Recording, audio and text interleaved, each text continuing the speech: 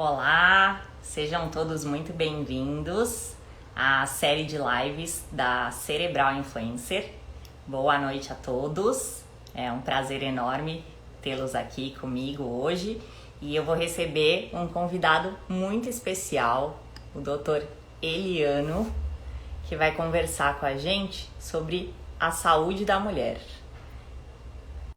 Eu criei o convite. Ellen, a gente vai falar sobre a saúde da mulher. Olá, seja muito bem-vindo. Olá, tudo bem com você? Prazer estarmos Tudo. juntos. Que bom. Prazer é todo meu. Uma honra muito grande, viu? Boa, mas igualmente. E nesse período Obrigada. estamos juntos aqui, você aí, eu aqui, mas se possível, terminando com toda a sua equipe. Obrigado. Sim. O pessoal tá chegando, tá entrando. Aí eu só falei que a gente ia falar um pouquinho então sobre saúde da mulher. E a intenção aqui é da gente bater um papo e vou deixar aberto para quem quiser mandar pergunta, enfim, ficar à vontade que a gente responde aqui. Vamos tentar contemplar o máximo que pudermos de dúvidas. Ok, à sua vontade. Pensando nessa questão que a gente fala, que a mulher é o sexo frágil, é uma afirmação verdadeira dizer isso? Olha, seguramente isso não é verdade, né? Se você comparar os gêneros masculino e feminino, a característica cromossômica XY, XX, as mulheres são seres muito mais resistentes e muito mais selecionáveis pela natureza para o processo específico que é a reprodução. Eu não quero ser um biólogo falando de gravidez e reprodução, mas nenhum homem conseguiria engravidar. Primeiro, não tem equipamento. Segundo, não tem coragem para isso. Não tem estrutura hormonal para isso. E os homens são muito focados. Teoricamente, ele tem um hormônio único que o focaliza. Ele é muito difícil fazer duas coisas ao mesmo tempo. Já o universo feminino, além da capacidade reprodutiva, porque ela tem útero, tem ovários, ela tem uma capacidade de abraçar várias coisas ao mesmo tempo, cuidar de filhos, cuidar da vida profissional.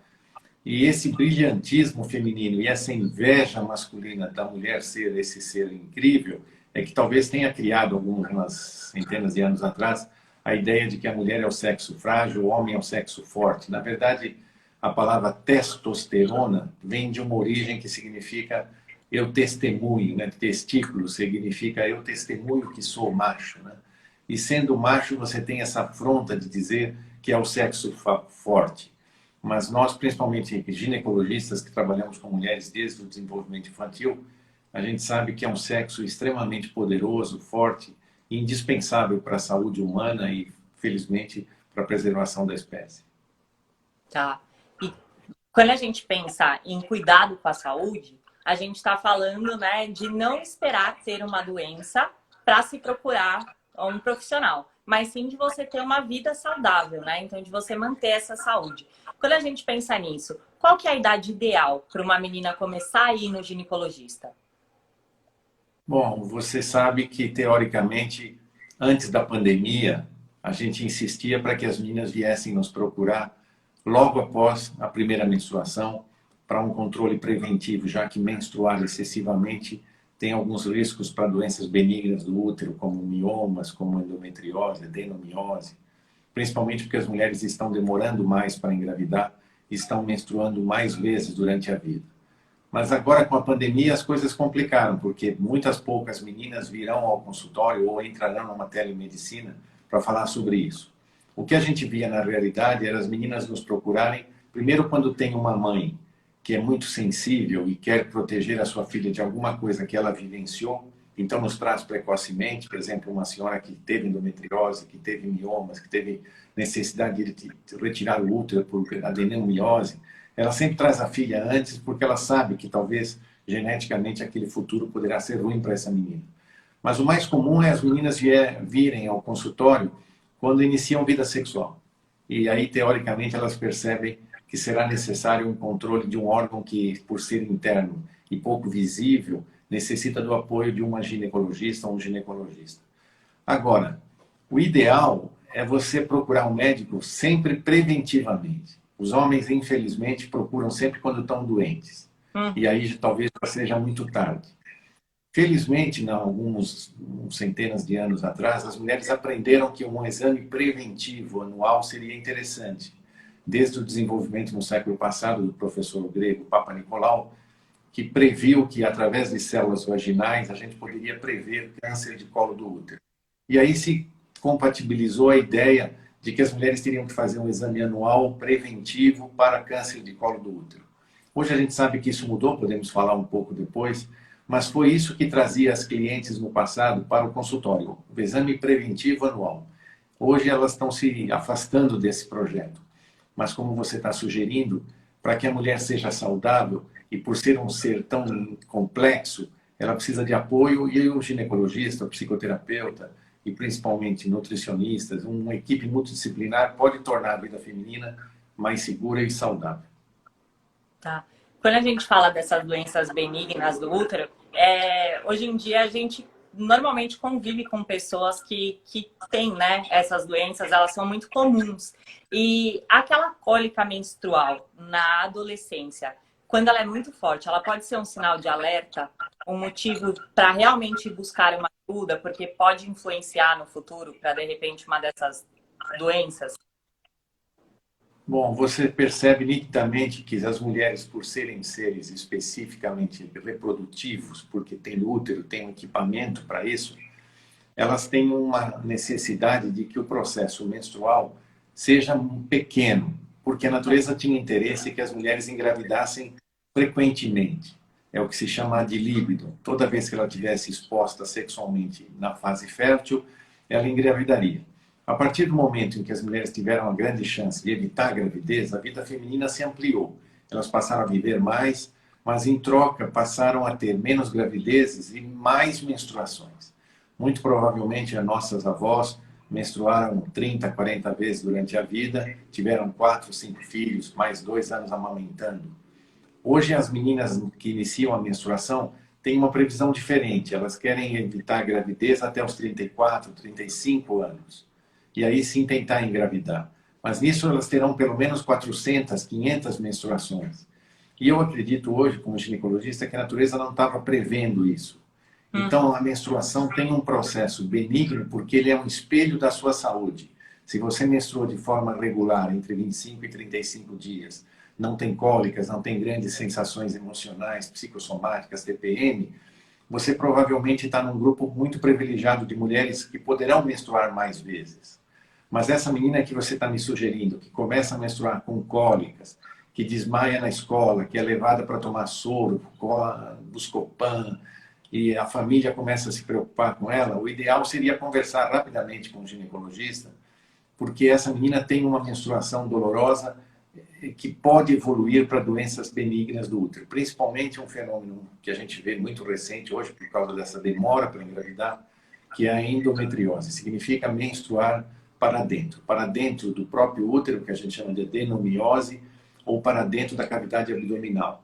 Aí podem surgir endometriose dos ovários, endometriose peritoneal, endometriose das trompas e principalmente como o sangue menstrual retido. Ele é muito adesivo, ele é inflamatório, ele causa aderências que podem prejudicar o transporte dos óvulos, dos ovários para as trompas, tornando essas meninas e senhoras com grande dificuldade para engravidar. Tá. Mas uma pessoa que tem endometriose, ela pode sim ter filhos. Ela pode até ter uma dificuldade maior, de repente, para conseguir engravidar. Depende muito de como essa endometriose é diagnosticada. Você tem mulheres, por exemplo, que não têm sintomas nenhum, tem endometriose chamada mínima, vista apenas pela laparoscopia, que dificilmente às vezes engravidam. Isso talvez porque o processo inflamatório é muito agressivo. Já você tem mulheres que têm endometriose bastante intensa, visível no ultrassom, na ressonância, que às vezes engravidam com segurança. Agora, evidentemente, os sintomas são sinais de que a doença está em evolução. Então, cólicas menstruais, sangramento excessivo e dificuldade de engravidar exige atenção especial. Antigamente era muito comum cirurgias que retiravam os focos de endometriose. Hoje você tem algumas alternativas mais benignas, como bloquear as menstruações, usar inibidores de processos inflamatórios. E cada vez mais estamos aprendendo sobre essa doença que eu, por exemplo, quando me formei, não era comum você ver clientes com endometriose. Hoje, de cada 10 moças que nos vêm com queixas menstruais, você pode encontrar endometriose com muita facilidade. O que é aconselhável? Menstruar menos, se possível com anticoncepcionais modernos, como DIUs ou pílulas contraceptivas, cada uma indicada especificamente para a sua característica. Isso não é uma Lojas Marisa, desculpe a comparação. É uma roupa feita sob seletividade, sob ética específica para aquela mulher, né? Mas, teoricamente, a endometriose é vista como um fantasma pelas mulheres que não conseguem engravidar. Mas hoje, com fertilização in vitro e principalmente transferência de embriões, você consegue obter gravidez mesmo em mulheres que tiveram grande comprometimento da sua fertilidade. O grande problema é que essas mulheres evoluem posteriormente com dor, com dificuldade sexual. A endometriose não é só um fenômeno que impede a gravidez, mas terminada a gravidez, ela melhora muito. Mas se voltar a menstruar depois, infelizmente, pode voltar a ter sintomas. Então, a endometriose é uma doença crônica que o objetivo principal do médico é prevenir menstruações excessivas. Tá. E quando a gente fala em saúde, a gente tem que pensar em prevenção. Dá para prevenir a endometriose e as outras doenças benignas? A gente não conhece bem a causa da endometriose, mas é provável que você tenha uma alteração genética na estrutura da formação menstrual, que é a camada chamada endométrio, e você percebe que a natureza prepara você mensalmente para engravidar. O hormônio feminino produzido no ovário, chamado estrogênio, ele estimula o crescimento do endométrio, esperando que o ovo fértil que você vai produzir no 14º dia seja fecundado e se implante nesse endométrio. Se isso não acontecer, esse óvulo é destruído e a camada menstrual é descascada. A natureza, acredito, previa isso poucas vezes durante a vida feminina. Mas como hoje você evita a gravidez e, teoricamente, não engravida, você menstrua mais vezes. Nesse processo de menstruar mais vezes, algumas mulheres têm uma característica de transformação epigenética. Então, se muda alguns genes que expressam enzimas dentro do útero. Então, por exemplo, para que você descasque um útero extremamente espesso, você tem que ter enzimas e tem que ter substâncias que façam esse descamamento. E a gente sabe hoje que essas enzimas, chamadas aromatases, P450, elas são geneticamente diferenciadas e elas são produtoras de um processo inflamatório. Então, a natureza usa, para aquela mulher que não engravidou, uma inflamação para descascar esse endométrio. Ela usa uma ferramenta inflamatória para protegê-la de um câncer de endométrio se essa camada crescer muito. Tá. Só que, infelizmente, no processo natural de fazer isso, às vezes isso se altera. E você passa a expressar essa enzima mais, chama-se expressão de aromatase. Essas mulheres são candidatas à endometriose, candidatas a mioma, candidatas a câncer de endométrio, candidatas a câncer de ovário. Então, a gente sabe que mulheres que sofrem traumas durante a vida feminina, e eu não estou só falando de fatores orgânicos, mas também de perdas emocionais importantes, afetivas, reprodutivas, sexuais, essas mulheres podem fazer mudanças que não vêm do seu genoma familiar, mas sim epigeneticamente, assim como o câncer de mama. Não quero dizer que essas doenças são psicossomáticas,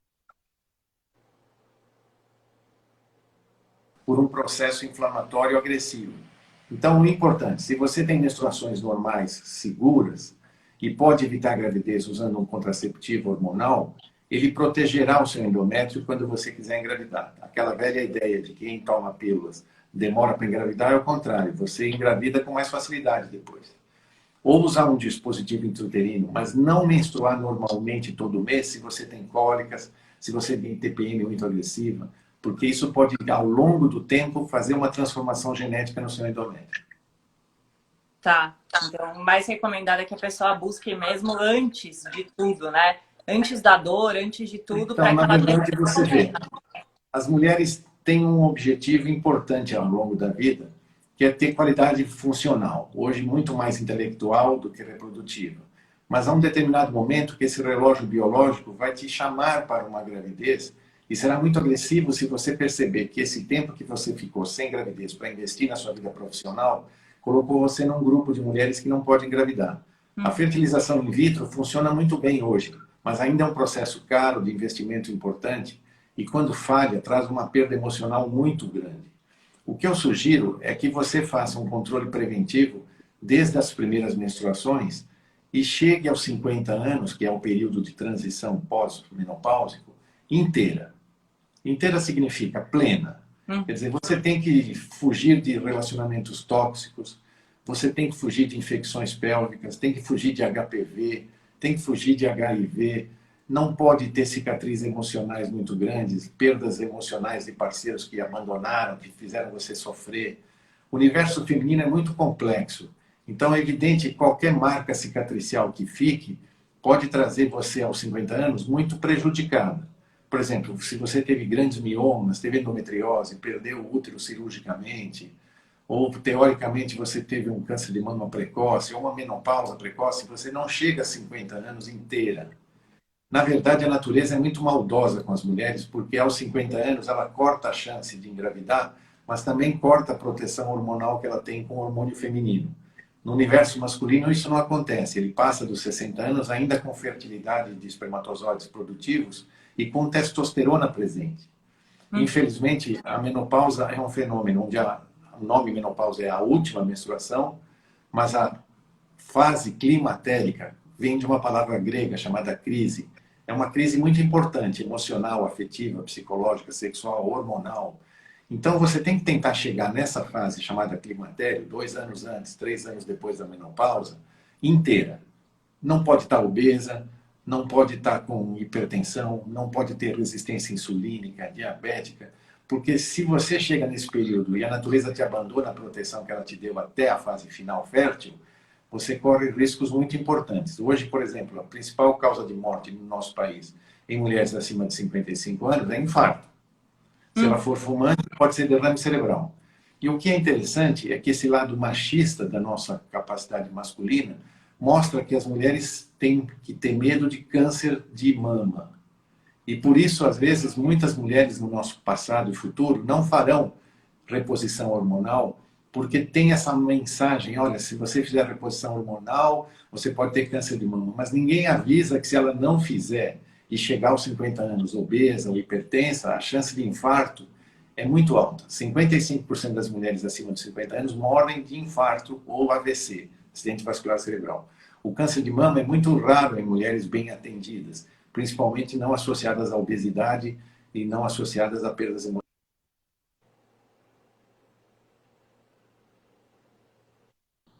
Tudo bem? Tá, Meu voltou. Tinha dado Ok, uma falhadinha, mas voltou. diga. Estou à sua disposição. Tá. E é normal uma pessoa ter sintomas, então sintomas que se relacionem de repente com a menopausa, só que quando ela chega para fazer os exames, não dá nada, não ter Então, veja que nada orgânico. a definição que nós tínhamos chamada menopausa no passado era feita a posteriori. Então, se você viesse me procurar 1 ano depois da sua última menstruação, a gente confirmaria clinicamente que você está em menopausa. Agora, hoje você pode identificar a menopausa fazendo dosagens hormonais dos hormônios femininos e principalmente tamanho dos ovários pelo ultrassom e também por sintomas pré-clínicos e fundamentalmente por 2 hormônios cerebrais chamados FSH, hormônio folículo estimulante, e LH, que é o hormônio luteinizante. Esses marcadores confirmam que você está perdendo a capacidade de ovular. Então, o processo é progressivo, né? Primeiro você deixa de ovular, não faz mais progesterona, depois não faz mais estrogênio e tardiamente não faz mais testosterona porque o ovário se atrofiou. O que é interessante é você usar o seu espelho menstrual para perceber isso. Então, enquanto você tiver menstruações confortáveis, regulares, você provavelmente está ovulando e tem taxa hormonal cíclica normal. Mas quando a menstruação começa a ter desconforto, você tem que procurar. Quando ela começa a falhar, vir antes de 25 dias, ou vir mais do que 35 dias, também é um sinal que o processo ovulatório está falhando. O ideal é que antes disso acontecer, a menstruação termine, você já tenha prevenido isso antes, porque você pode fazer um apoio, um ciclo hormonal com hormônios naturais para que você se equilibre, não tenha isso subitamente e possa prever, olha, dentro de 1 ano e meio, meus ovários vão entrar em falência hormonal. Então, hoje dá para prevenir sem esperar esse fenômeno da menopausa. Você pode começar um plano de atenção precocemente e seguir a partir daí. Hoje a gente tem um conceito dentro da Sociedade Brasileira de Climatério chamada janela de oportunidade. Quer dizer, hoje se aconselha as mulheres a começar uma terapia de apoio hormonal ou terapia hormonal 2 anos antes, 3 anos depois, uma janela de oportunidade. Se passar desse período, já é muito tarde. E aí sim, infelizmente, fatores agressivos para mamas podem acontecer. Tá. Estão perguntando aqui para o doutor, gostaria de saber sobre sangramento excessivo. Quando a pessoa já tem uma idade e aí a menstruação dela é muito excessivo, o sangramento. Então, na verdade, como nós estamos comentando, o sangramento e a regularidade do sangramento menstrual, ele é um ótimo espelho da sua saúde hormonal e do equipamento reprodutivo, ovários, trompas e útero. Excessivo menstruação é uma coisa de que o útero pode estar maior, isso pode ser um mioma, pode ser uma adenomiose, pode ser sinal de que você tenha alguma irregularidade interna, como um pólipo, como uma cicatriz de cesárea que se inflamou o processo endometrial. Você pode estar tendo uma disfunção hormonal, ovulando mal, porque teoricamente para que você menstrue 5 dias e sempre com regularidade, você tem que ter um ciclo hormonal que tem 28 dias. Por isso que se chama menstruação, que é um fenômeno que segue o ciclo da lua, né? A deusa Mene. A deusa Mene é uma deusa grega e é daí que se tira a ideia de Mene, uma homenagem à deusa Mene, que é menstruar todo mês, seguindo o ciclo da lua, que tem 4 fases. Agora, veja que endométrio vem da deusa Deméter, que é a deusa grega da fertilidade. E útero significa ísteros em grego, que significa casa. Veja que quem deu esses nomes lá no passado, profissionais como Galeno, por exemplo, eles viam esse processo como realmente reprodutivo, né? A casa, a fertilidade, a maternidade. Hoje a gente preserva o útero, principalmente, para a vida sexual também. Então hoje tem um universo muito amplo da vida sexual pós-menopausa, que é a grande surpresa das clientes que a gente recebe hoje. Clientes com 65, 70 anos, 10, 20 anos depois da menopausa, que encontraram definitivamente um parceiro sexualmente intenso, com repertório diferente, e elas precisam manter a vagina funcionante, porque a vagina, infelizmente, assim como a menopausa atrofia os ovários, atrofia também a lubrificação vaginal, a textura dos lábios, o clitóris, e eu preciso manter isso se a minha vida sexual pretende ser longeva. E isso hoje é prevenível, você pode repor hormônios vaginais naquelas que fugiram da janela de oportunidade, e pode fazer terapia hormonal protegendo não mais coração, mamas, com objetivo puramente fisiológico, mas sim protegendo a função sexual, que é muito valiosa hoje para mulheres de mais idade. E quando a gente fala sobre terapia hormonal, os hormônios naturais, eles têm realmente uma validação, eles funcionam? Então, essa é uma palavra que a gente tem que tomar bastante cuidado, né? Porque até 1967, 68, nós não dispunhamos de nenhum hormônio que era natural e sim se usava hormônios sintetizados a partir de urina de éguas prenhas. Tanto que na década de 70, um médico americano chamado Robert Wilson lançou um livro muito famoso chamado Feminine Forever, onde ele dizia: se você recebe hormônios femininos durante a vida toda pós-menopausa, você vai ficar feminina para sempre. E é isso que incentivou todos os médicos naquela ocasião a fazer o chamado terapêutica de reposição hormonal, mas se fazia com hormônios de outra espécie. Não era um hormônio feminino humano, era hormônio feminino proveniente de éguas prenhas, um produto que no passado chamava-se Premarin. Isso incentivou praticamente metade do universo feminino pós-menopáusico a fazer terapia de reposição hormonal. Mas, infelizmente, rapidamente se percebeu que havia um aumento da incidência de câncer de endométrio. As mulheres que não tinham útero não tinham esse problema, mas as que tinham útero intacto, em 1 ano de uso, faziam câncer de endométrio. E isso trouxe uma grande revolução, porque nós tivemos que acrescentar um outro hormônio chamado progesterona, isso na década de 80, para proteger esse endométrio. Tanto que a terapêutica de reposição hormonal clássica, para quem tem útero, é hormônio feminino homólogo, hoje igual ao que você produzia, chama-se 17-beta-estradiol, mais progesterona para proteger o endométrio. Nas que não tem útero, só estrogênio natural. Lembrando que as mulheres têm 4 estrogênios. Veja que a mulher é tão seletiva que ela tem 4 hormônios femininos, um para cada fase da vida. Diferente do homem que tem a vida inteira, de segunda até a morte,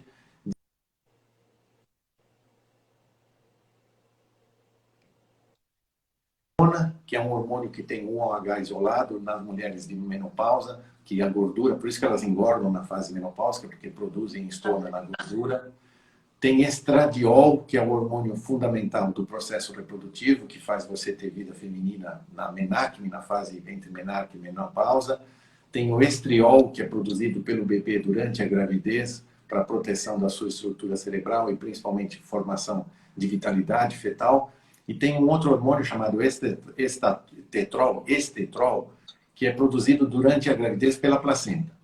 Então, veja que você tem um hormônio para a juventude, um hormônio para a gravidez, um hormônio para a menopausa e um hormônio para a sexualidade. E ainda tem testosterona que você produz na medula do seu ovário para liberar o seu desejo sexual, que no passado, nos animais inferiores, era o cio. Na mulher moderna, que tem capacidade de relacionamento afetivo com seus parceiros, ela bloqueia o cio, ela tem vida sexual o período todo, inclusive grávida. É o único animal fêmea que faz sexo durante a gravidez. E faz sexo na menopausa. Então, veja que essa reposição hormonal era muito bem-vinda. Só que, a partir de 1970, a gente começou a perceber que esses hormônios não eram o ideal. Tanto que, em 2002, um estudo famosíssimo chamado WHI, Women Health Initiative, desconfiou que essas mulheres que faziam uso desses hormônios que vinham de éguas tinham mais câncer de mama. Isso foi muito divulgado na mídia, de tal forma que até hoje ainda sobra uma cicatriz desse processo, que as mulheres têm medo de fazer reposição hormonal por causa de câncer de mama. Na verdade, se aprendeu a partir de 2002, 2007, que as mulheres que usam hormônios na fase regular, chamada de janela de oportunidade, e hormônios femininos naturais, idênticos ao que produziam, não têm esse risco quando bem controlado pela função médica. Agora, infelizmente, você criou uma palavra chamada bioidêntica, que faz uma grande diferença, porque hormônios naturais idênticos à mulher, eles são iguais em todo o universo, tanto na formulação de laboratório manipulado, quanto na formulação de grandes empresas de laboratório nacionais e internacionais. É o mesmo hormônio. Só que muitos profissionais começaram a usar a palavra bioidêntico para fazer uma terapêutica de modulação hormonal exclusiva. E isso tornou o processo muito agressivo, muito caro, de tal forma que muitas mulheres não têm acesso a esse processo. O que a gente tem que desmistificar? Hormônios femininos hoje, 17 beta-estradiol, tanto produzidos manipuladamente quanto por indústrias profissionalmente internacionais, eles são seguros, desde que você comece na época certa e faça o controle, com útero ou sem útero, ao longo da vida. A gente pode manter além de 10, 15 anos, como dizia um velho professor Salim, do EBA, até a próxima consulta. Então, a cliente que começa a terapia de hormônios na fase fértil, com hormônios naturais, homólogos a ela pode usar até a próxima consulta e aí decidimos depois quanto mais tempo. A mulher que tem vida profissional, que tem vida afetiva, sexual e principalmente tem filhos aproximadamente para cuidá-los e parceiro e principalmente tem vida intelectual, a terapia hormonal dá uma qualidade de vida melhor, seguramente melhor. Perguntaram como saber quando se está na janela de oportunidade. Essa janela de oportunidade, ela é pós-menopausa ou ela é anterior à menopausa? Então, a gente pode definir de uma forma muito simples, né? Menopausa é a última menstruação. Há 2 anos antes, eu posso começar a ver já alterações menstruais. Isso seria o que se chama pré-menopausa. E 3, 4 anos depois da última menstruação, eu posso continuar tendo ondas de calor, eu começo a ter secura vaginal, começo a perder qualidade da pele, do cabelo, das unhas. Então, esse período chama-se pós-menopausa. Esse período pré e pós, juntos, chama-se climatério. O climatério precoce, que é esse que você tem sintomas, e infelizmente, em muitas mulheres que não fazem nenhum tratamento, desaparece depois de 4, 5 anos, ela vai envelhecendo, mas não percebe mais ondas de calor, ela acredita que aquilo terminou. Só que aí surgem manifestações tardias, como osteoporose, perda da qualidade dos dentes, da qualidade da gengiva. Então, envelhecer hoje é inexorável. Todos vamos envelhecer de uma forma natural. Mas o truque é não ficar doente. É chegar aos 50 inteira e conseguir, 2 anos antes, 3 anos depois, entrar nesse processo de decisão de fazer uma terapia hormonal com um profissional que você confia e se sente segura. Você não pode ficar sozinha durante a adolescência, não pode ficar sozinha durante a gravidez, para Natal é fundamental, e não pode ficar sozinha nesse período de transição menopáusica. O apoio de um profissional nesses 3 períodos da vida feminina é muito útil. E é muito importante que a pessoa tenha confiança no médico, né? Porque a gente vê que tem Então, opiniões que são divididas. isso aqui no nosso país é complicado, né? Porque hoje, com medicina social, com o SUS, eles têm chance de atender de uma forma adequada. Só que, às vezes, ela começa o processo com o médico, que tem uma visão clara, fazer terapia hormonal melhora a qualidade de vida, aí quando ela volta para o retorno, encontra um médico talvez com menos experiência ou com mais receio e diz, vai lá parar. E, Exato. infelizmente, com esses trabalhos no passado que mostraram um aumento de incidência de câncer de mama, muitos médicos têm medo de que surja no futuro um processo porque foi ele que prescreveu o hormônio, apareceu câncer de mama e essa cliente poderia acusá-lo de que isso foi causado pela taxa hormonal. E a gente sabe que hoje isso é falso. Uma mulher que recebe apoio de um profissional ético, e ética é mais complicado do que amizade, ela vai se sentir segura, mas infelizmente teria que ser o mesmo profissional com a mesma segurança. E ela tem que seguir uma linha.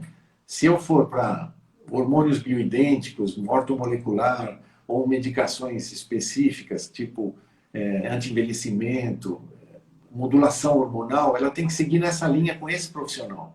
Porque se ela encontrar um profissional que segue uma linha mais clássica, ele vai se sentir incomodado. Então, fazer uma opção. Você tem 5 anos para fazer essa opção. Eu vou por esse caminho e segui-lo com essa sequência. A Dani, ela pediu o seguinte: conte a história da diminuição da testosterona e a retração da gengiva. Então, a gente não sabe muito bem quais são as manifestações da perda de hormônio masculino na mulher. Veja que a mulher produz hormônio feminino a vida toda, da menarca até a menopausa, depois entra num processo de falência hormonal, que é o que se considera o climatério. Mas mais tardiamente, a glândula do ovário, que produzia testosterona no cio, ou produzia para melhorar a função sexual, de interesse sexual, ela desaparece também. E essa perda de testosterona acelera o processo de osteopenia, acelera a retração da gengiva, favorece conjuntivites, favorece odontologicamente falando, perda da qualidade dos dentes. E, infelizmente, isso se reflete em perda da qualidade dos ossos longos, principalmente fêmur e coluna também com ossos porosos. Então, a gente vê hoje retração de gengiva, infecções gengivais, qualidade do hálito feminino tardio como um processo de atenção. É sinal de que os ovários estão realmente entrando num processo tardio de falência. Nesse momento, talvez valha a pena repor hormônio masculino. Hoje você vê muitas mulheres jovens repondo hormônio masculino, ou com implantes, ou com adesivos, ou com gel, para melhorar a performance física, melhorar a performance estética. A única indicação precisa que nós temos de testosterona na mulher é após a menopausa, quando surgem esses sintomas associados à perda hormonal. Não há necessidade de fazer uma dosagem, como eu disse, FSH-NH para identificar a menopausa, de testosterona para identificar a androgenicidade baixa na mulher mais velha. Basta ela ter perda de libido, retração das gengivas, diminuição do clitóris, perda de qualidade óssea, perda de massa muscular, chamada rabdopenia. Então é muito interessante que a gente possa medir essa mulher que vem me ver na fase menopáusica. Vale a pena medir cintura, medir braço, medir panturrilha, medir pescoço, porque infelizmente a perda de massa óssea leva para uma perda osteoporótica que eu vejo na densidade óssea, na densitometria. Mas a perda de massa muscular eu só consigo ver medindo. Então, às vezes você vê uma panturrilha que era 32 centímetros, após a menopausa vai caindo para 25, 26. Enquanto o braço, que era 30, vai para 35, 37, porque deposita gordura. Troca músculo por gordura. E por isso que o investimento na atividade física, na função principalmente de musculação, é importante. E é evidente que dentro desse processo todo de envelhecimento e perda da qualidade afetiva, emocional e reprodutiva, as mulheres se sentem envelhecendo muito rápido. E isso exige o apoio também, às vezes, de um psicoterapeuta. E tem que se ver essa mulher de uma forma global. Não é só terapia hormonal, é também terapia emocional e principalmente compreensão de filhos e parceiro, ou parceiros. O que a gente entende hoje é que a palavra menopausa não deve ser usada muitas vezes. Olha, eu estou em menopausa, porque senão tudo que você fizer de coisa chata vão dizer que é menopausa. Aí seu filho vê que Sim. você está chata, é menopausa.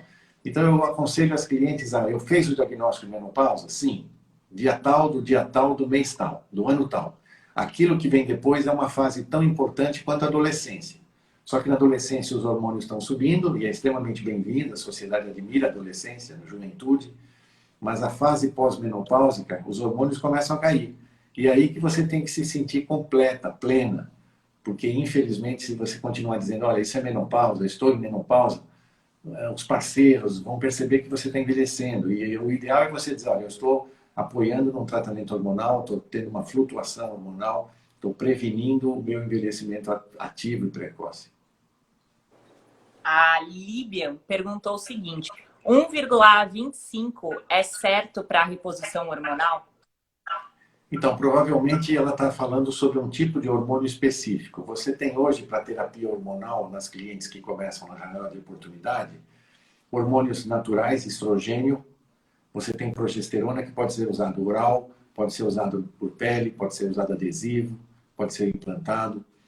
Mas existem alguns medicamentos orais, como a tibolona, que tem dosagens entre 1,25 e 2,5. Então, provavelmente ela está me perguntando sobre tibolona. A tibolona é um produto diferente, sintetizado em laboratório, que se transforma pela passagem no fígado em hormônio feminino, em testosterona e um progestagênio que protege o endométrio. Então, é um produto amplo para mulheres que tiveram menstruações muito dolorosas, que têm miomas, que tiveram endometriose, porque essas mulheres que têm útero, que tiveram endometriose, por exemplo, se eu fornecer hormônio feminino, essa endometriose pode voltar na velhice, na tardia, na fase menopausa tardia. Então eu preciso de um hormônio que proteja, para que o útero continue diminuindo, os ovários sejam protegidos. A tibolona é um produto desse. Na fase de ondas de calor, 1,25 é muito baixo. Você não consegue controlar ondas de calor com 1,25. Então, a dosagem inicial para quem está no processo de janela de oportunidade é 2,5. E aí, progressivamente, a necessidade vai diminuindo, você volta para 1,25 acima dos 60 anos. Mas se houver interesse sexual, tiver parceiro jovem, ativo, com repertório sexual intenso, a gente pretende manter essa função sexual por mais tempo. E aí pode-se voltar para 2,5 ou acrescentar testosterona cutânea na pele. Infelizmente, nós não temos testosterona disponível no nosso país, tem que ser manipulado. Já os hormônios Tá. femininos e a progesterona, sim, é disponível a custo bastante acessível. E ela perguntou o seguinte: e o Natifa Pro? Então, o Natifa Pro é um produto específico produzido por um laboratório nacional chamado Libs, extremamente interessante, porque ele tem hormônio feminino natural e tem progestagênio, que é noretindrona. Então, ele funciona protegendo o útero de quem tem útero, dando hormônio feminino para quem está nessa transição menopáusica, e a longo prazo ele tem também a capacidade de melhorar a função sexual. Então ele só é útil para quem tem útero e para quem tem pretensão de vida sexual um pouco mais ativa. Quem não tem útero utilizaria só o Natifa, por exemplo, que é só o hormônio feminino. Existem outros produtos com interesses diferentes. Cada laboratório tem o seu produto específico. Se eu pretendo melhorar a qualidade de pele, talvez o Natifa não seja tão interessante. Tem outros produtos que têm drosperinona, como o progestagênio, mais útil para quem pretende mais benefício estético. Não, eu pretendo mais benefício sexual. Talvez a tibolona seja melhor. Então, no momento da decisão, isso tem que ser discutido com o seu profissional que está te atendendo. Olha, o meu interesse específico na terapia hormonal é melhorar a qualidade de vida, lógico, ter mais longevidade estética, ter mais longevidade sexual. E isso vai sendo modulado de acordo com a idade e com as necessidades. Perfeito, muito obrigada. A Alda perguntou o seguinte: tenho 60 anos, não fiz reposição hormonal, e se o senhor acha que ela deve fazer? Então, infelizmente, você lembra, nós frisamos isso, no passado a gente aprendeu que mulheres que começaram a terapêutica hormonal tardiamente aumentaram a incidência de câncer de mama. E isso a gente confirma hoje. Tá. Infelizmente, se você já passou dessa fase de janela de oportunidade, então já passaram 10 anos da menopausa, a sua reposição hormonal tem que ser muito bem controlada. Por quê? Só pode ser feita se você tiver mamas saudáveis, mamografia segura, ultrassom seguro. Se você não tiver família geneticamente com câncer de mama antes dos 50 anos, se você não for fumante, não for hipertensa, não for obesa. Então, é muito mais estreito o funil para quem começa 10 anos depois da menopausa. Agora, qualquer mulher, em qualquer idade, pode começar a repor hormônio feminino por via vaginal. Então, isso é um ponto muito interessante. Eu não posso mais fazer reposição hormonal porque eu sou hipertensa, fumante e tive câncer de mama na família em mulheres mais jovens. Você pode fazer por via vaginal. Você tem disponível hoje um hormônio sintético chamado promestrieno, que pode ser usado na vagina sem ser absorvido. E ele pode ser usado para melhorar a lubrificação sexual, melhorar a lubrificação urinária, evitar cistites, por exemplo, infecções pélvicas. E nesse caso, quando as mulheres têm vida sexual e a vagina está muito atrófica, hoje você pode repor o hormônio masculino também local, sem ser absorvido. E a grande lançamento que a gente teve nos últimos anos, que é a prática de laser vaginal para a recuperação dos colágenos vaginais e elasticidade vaginal. Só que a gente entende hoje que o laser sozinho não tem o mesmo benefício se você fizer uma terapia hormonal local durante um prazo de 3, 4 meses, e aí sim fazer 3, 4 sessões de laser vaginal. Mas isso tem que ser discutido especificamente. Agora, mesmo a senhora que completou 60 aanos e nunca fez reposição hormonal, pode proteger os seus ossos com drogas que protegem o osso, como os risedronatos, exercício físico para proteger massa muscular, e pode usar hormônio feminino e masculino localizado na vagina sem que ele seja absorvido. Tem mais uma pergunta, tá bom? O pessoal tá gostando muito, parabenizando muito. Pacientes que têm lúpus, peraí que eu vou voltar aqui para pegar. Pacientes com lúpus, com exames normais de hormônio masculino e feminino, podem usar algum hormônio para manter a gestação? Então, a doença lúpica é uma doença autoimune, né? Você produz anticorpos contra os seus próprios tecidos.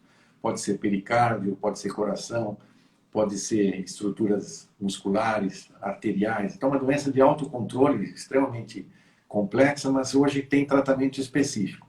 Essa droga que está sendo discutida como a hidroxiquinolonas e principalmente a cloroquina, é muito usado em clientes que têm lúpus já há longo tempo como efeito anti-inflamatório. A gravidez em lúpicas é possível, tem que ter um pré-natal muito cuidadoso e tem que se fazer um preparo, porque o lúpus tem ciclos, né? Ele tem momento de atividade e tem momentos de inatividade. Então, o ideal seria encontrar esse momento em que ele não está ativo para engravidar. E a gravidez é até benéfica para algumas clientes. E principalmente na menopausa, o hormônio feminino também é útil para mulheres que têm lúpus. Só que aí não pode ser, talvez, por via oral, porque ele tem um Tem que fator ser de... esse outro, né? Esse outro método. Tem que ser, talvez, por via pele, transdérmica em gel, que você pode aplicar, também disponível no mercado de forma não tão cara assim. Tá, peraí, só um minutinho. Tenho 23 anos e tive câncer no colo do útero há 3 anos. Não retirei o útero, apenas o tratamento de quimioterapia e radioterapia. E após o tratamento, a médica indicou porque comecei a ter ondas de calor. Então, Não entendi qual felizmente, a pergunta. o que ela está sugerindo é o Eu acho que seguinte: ele indicou para ela terapia hormonal, pelo que eu entendi. Eu acho que é isso. o câncer de endométrio, câncer do corpo, do útero, ele inviabiliza o tratamento hormonal. Então, as mulheres que fizeram terapêutica de retirada do útero por câncer de endométrio têm que fazer uma atenção muito cuidadosa, provavelmente só por uso vaginal. Não poderão fazer por via oral, porque o câncer de endométrio é hormonalmente sensível. O que essa senhora está nos dizendo é câncer do colo do útero, Do colo. que hoje a gente sabe que é envolvido com HPV, por isso que se faz as prevenções de Papa Nicolau, para descobrir precocemente quem entrou em contato com o vírus HPV, de famílias de risco, 16, 19. Isso é feito no Papa Nicolau, na citologia hormonal, no PCR, e hoje a gente sabe que 99% dos casos de câncer no colo do útero, eles começam com uma lesão por HPV, transmissível sexualmente, e levam de 10 a 15 anos para surgir como câncer. Então é por isso que preventivamente você pode fazer um diagnóstico. Não é um câncer invasivo, é uma displasia grau 1, é uma citologia alterada. Então, o tratamento é muito simples. Agora, quando é câncer do colo do útero invasivo, o tratamento é cirúrgico, retirada do órgão e radioterapia localizada. Agora, não há inviabilidade em fazer terapêutica hormonal em quem teve câncer do colo do útero, porque ele não tem nenhuma ação hormonal. Inclusive, é aconselhável, porque se mantém vagina em melhores condições e se mantém essa estrutura óssea mais resistente à radioterapia, à quimioterapia. Então, discutir isso claramente. Tem que ser profissionais muito especializados, mas pode-se fazer reposição hormonal em mulheres que tiveram câncer de colo do útero tratado de forma segura. O doutor Tiago, ele perguntou se o senhor gosta de gestriona. Então, a gestrinona é um hormônio sintético diferente, né? Ele inicia o seu processo para tratamento de endometriose. O professor que desenvolveu esse processo da Bahia, o professor Elcimar Coutinho, tem seguidores em todo o mundo que usam gestrinona para tratar endometriose, tanto por via oral quanto por via vaginal. Mas a gestrinona, por ser um produto que tem ação hormonal androgênica, masculinizante, ele também é benéfico para a força muscular, é benéfico para a sexualidade. E muitas clientes hoje usam essa linha chamada implantes hormonais com gestrinona, não só para tratar endometriose, mas sim para ganhar massa muscular, ganhar mais a resposta sexual. Isso é muito controvertido. As sociedades brasileiras de menopausa e principalmente a Sociedade Brasileira de Ginecologia Endócrina não aceita a gestrinona além do tratamento para endometriose. E não aceita muito seguramente os implantes hormonais, a não ser que sejam seguidos por esses profissionais que adquiriram experiência e confiam neles. Eu faço parte de um grupo ligado à Sociedade Brasileira de Climatério e da Febrasgo que não tem acesso a esses hormônios de forma como tem os professores que treinaram na Bahia. Então, eu, por exemplo, não uso implantes e uso gestrinona exclusivamente por via vaginal ou oral para tratamento de endometriose, não para reposição hormonal. Agora, há profissionais que podem seguir dessa forma, né? Tá, perfeito. A Rosana perguntou o seguinte: tenho 55 anos e menstruo normalmente. Isso é bom? Então, de um lado é bom, porque mulheres que têm menopausa tardia, veja que menopausa precoce é ter parada da menstruação antes dos 45 anos. Dos 45 aos 52 chama-se menopausa oportuna, natural. Acima dos 52 anos chama-se menopausa tardia. De um lado ela é benéfica, porque se você está confortável com menstruações regulares, isso é uma característica familiar. Você nasceu com herança da sua família com mais óvulos e continuará tendo mais hormônios até que eles se encerrem por volta dos 56, 57. De um lado é bom, porque protege os ossos. São mulheres que têm menos risco de osteoporose. Mas, por outro lado, como as mamas vão estar estimuladas por mais tempo, por um ciclo menstrual, que para a natureza não é mais normal, o risco de câncer de mama aumenta. Então, mulheres com menopausa tardia, acima dos 55 anos, têm que ficar atenta com mamografias e controle de ultrassom mais frequente. Mas do lado da proteção óssea e da vida sexual, sim, tem benefícios. E tem mais uma pergunta aqui. O que o senhor acha dos chips hormonais? Então, essa palavra chip me dá uma ideia muito complexa, né? Na verdade, nós estamos falando de mulheres como seres globais, plenos, sensíveis. Eu não tenho a menor ideia de que seria colocar um chip numa mulher. Por quê? Não é uma coisa orgânica. Chip me dá uma ideia de tecnologia, de computador, colocar numa máquina. Acho que mulheres não merecem chips. Agora, há colegas muito conhecidos no país que criaram essa perspectiva chamada chip, porque é um implante colocado na pele, principalmente na nádega, que tem gestrinona, tem testosterona, tem hormônios femininos, estradiol, estriol, com o objetivo de reposição hormonal, que é perfeitamente acessível e seguro, como eu disse, se você seguir por esse caminho, siga esse profissional. Mas, infelizmente, a palavra chip foi usada de uma forma errada para benefício estético, né? Então, eu vou ficar sem celulite, eu vou ficar com mais massa muscular, vou ter mais interesse sexual. E, na verdade, isso não é real. A gente vê muitas complicações. A gente vê aumento de colesterol LDL, a gente vê aumento de pelos, qualidade do cabelo, aumento do clitóris, e tudo depende da dosagem. É que, infelizmente, o médico que trabalha com implantes, ou teoricamente denominados chips, ele tem uma experiência pessoal dele, que não é acessível, por exemplo, no meu caso, que não fiz esse treinamento para isso. E aí, na verdade, esses profissionais têm que lidar com as complicações também. O que acontece é que, às vezes, a cliente coloca um implante, como o procedimento é muito particular, muito caro às vezes, no momento em que ela não se vê mais segura, ela vem nos procurar de uma forma acessória, né? E aí o médico não se sente confortável, porque não sabe o que foi colocado de gestrinona, de hormônio masculino, naquele implante. O ideal é a cliente que tem implante solicitar ao seu profissional que lhe diga, olha, nesse implante que eu coloquei tem isso, isso e isso, e vai durar durante tanto tempo. Se surgir queda de cabelo, se surgir hipertrofia de clitóris, alteração da voz, é sinal que a dose está muito alta, vamos ter que trocar. Então isso é importante. Infelizmente as clientes vêm nos ver que colocaram implantes, às vezes sem saberem o que foi realmente colocado. Isso é muito ruim para nós que trabalhamos com essas clientes depois, que vemos algumas complicações, vemos benefícios também, mas não sabemos qual foi a dose ou qual foi o programa de implante que foi preconizado. Perfeito. A doutora Tetri, eu acho. Ela está perguntando o seguinte: por que não encontramos mais no mercado com facilidade os adesivos hormonais? Então, veja que, infelizmente, isso é todo um jogo de mercado, né? No nosso país, houve um momento em que a terapêutica hormonal estava em ascensão, isso até 2002, que os laboratórios investiram muito em várias formas. Então, você tinha anéis vaginais, você tinha adesivos, você tinha implantes de hormônio feminino produzido por laboratórios específicos.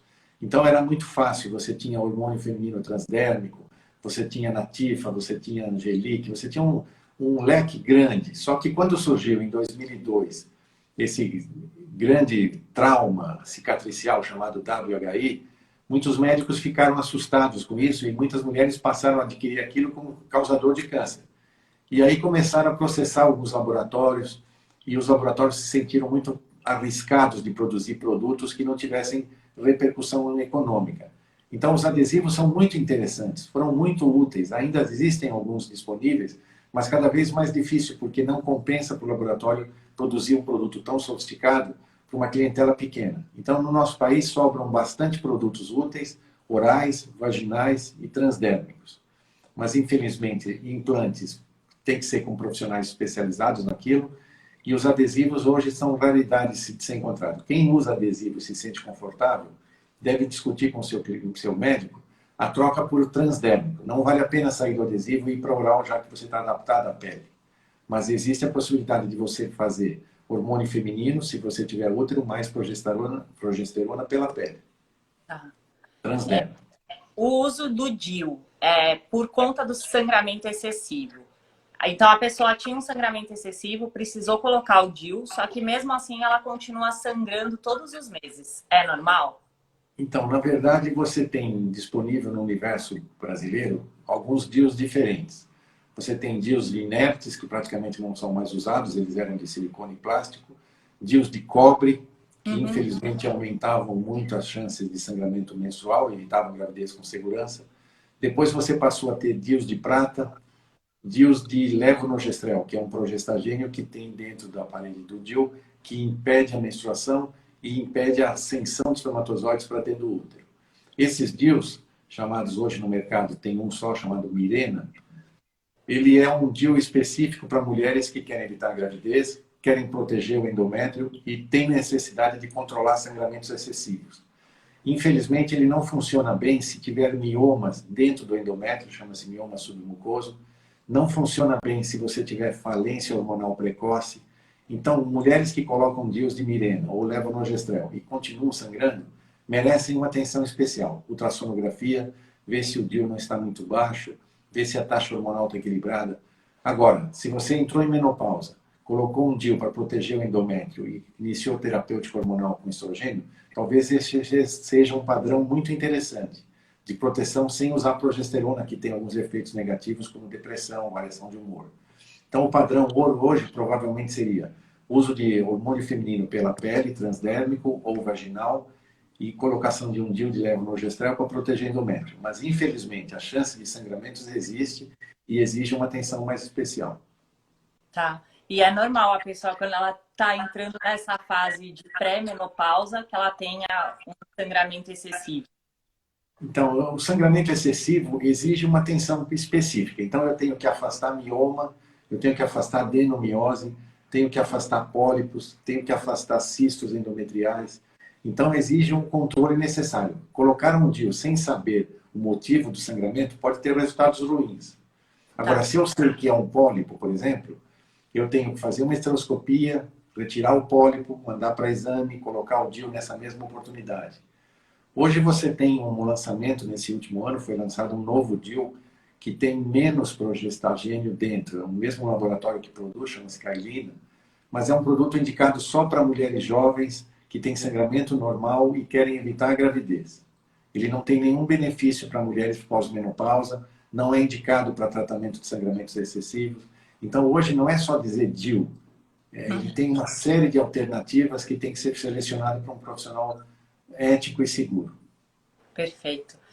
Quando a gente fala de uma mulher que quer engravidar mais tarde, então que está priorizando de repente a carreira, ou que não encontrou um parceiro ainda, que acontece bastante, é recomendável que ela então tome um anticoncepcional e pare as menstruações?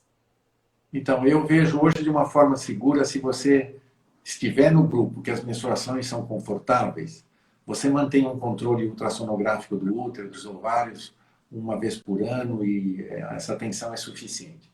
Agora, se você está no grupo que está esperando um parceiro ou esperando um complemento profissional e começa a ter dor, cólica, começa a ter sangramento mais alto, ciclos menstruais confusos, o uso de um anticoncepcional moderno hoje poderia te ajudar. Existem anticoncepcionais hoje de uso estendido. Você usa sem pausa durante 120 dias e menstrua 3 vezes por ano, sob seu controle, e hoje é auxiliado por um aplicativo que você tem no celular. Esses produtos são muito interessantes para esse universo de mulheres que só querem engravidar daqui 15, 20 anos.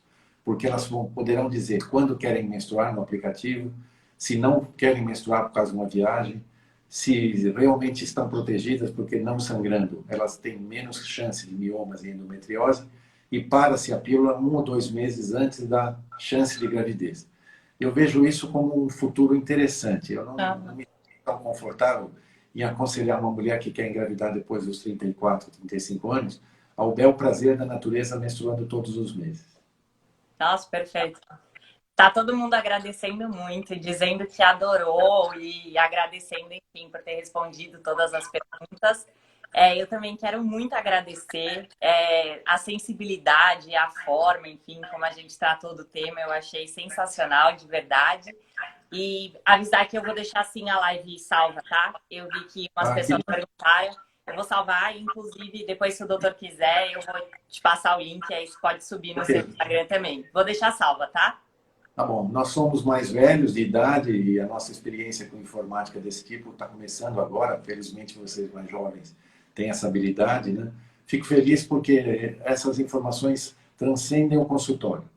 Infelizmente, nessa época pós-pandemia, o número de mulheres que têm vindo ao consultório diminuiu para fazer prevenção, para fazer controle pré-natal, para fazer controle de terapia hormonal, porque elas têm medo de ir no consultório e se contaminar ou ser expostas. Isso vai ser ruim para a sociedade, porque, infelizmente, esse cuidado que você nos permitiu falar hoje sobre saúde feminina exige uma atenção primária, principalmente uma vez por ano. O que eu sinto hoje, meninas que estavam tendo vida sexual, que estavam usando pílula, estão há 4 meses em isolamento, não têm mais vida sexual, pararam de tomar pílula. E quando voltarem na pós-pandemia a ter vida sexual, elas vão ser pegas de surpresa. Você vai perceber que vai aumentar a incidência de gravidez indesejada, vai aumentar a chance de infecções pélvicas por HPV, por HIV. Então, infelizmente, esse tipo de live que nós estamos fazendo é útil para que você perceba que sozinha, em casa, você está protegida de HIV? Não. Está protegida de HPV? Não. Mas está protegida de coronavírus. Mas assim que você voltar à vida sexual, vida afetiva e emocional, você estará protegida do corona, mas não desses vírus e dessas doenças femininas que merecem atenção. Então, assim que puder, converse por telemedicina ou por atenção específica no consultório para voltar a fazer essa prevenção para você chegar aos 50 e aos 70 inteira saudável. Perfeito. Ótima colocação. Muito obrigada, viu? Mais Obrigado uma a vocês. vez. Boa Fico noite. muito Obrigada alegre. para todo mundo que ficou aqui com a gente.